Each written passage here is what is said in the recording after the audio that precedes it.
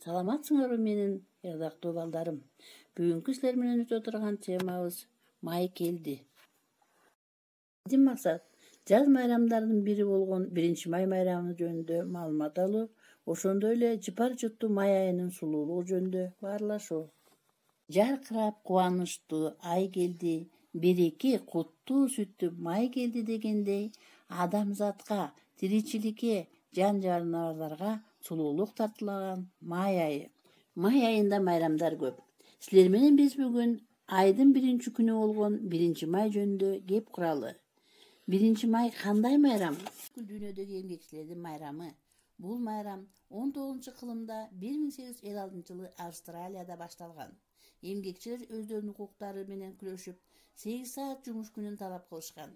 Нью-Йоркто, Чикагодо 1890-жылы эмгекчилер менен полициянын кагылышынан кийин профсоюздар дүйнө жүзүндө 1-майды эмгекчилердин кызматташтыгы күнү деп белгилешкен. Ошондон бери эмгекчилер майрамдап келишкен. Айрыкча Совет доорунан демонстрациялар менен, парадтар менен чоң майрам кылып белгилешкен. Балдар, силер менен биз Цезарь Кюнин Май күнү деген чыгармасын угалы.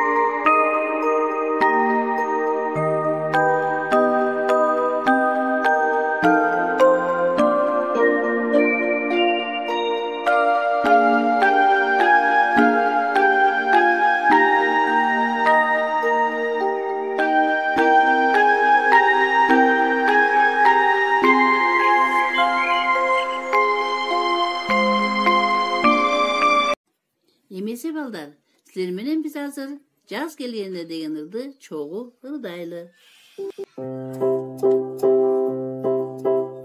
Эрте туруп дайыма муздак сууга жуунамын, апакемдин айтканын арубакта угамын. Жаз келгенде жадырап бактарактар бүр ачты, бакчадагы өрүктөр гүлүн ачып жайнады.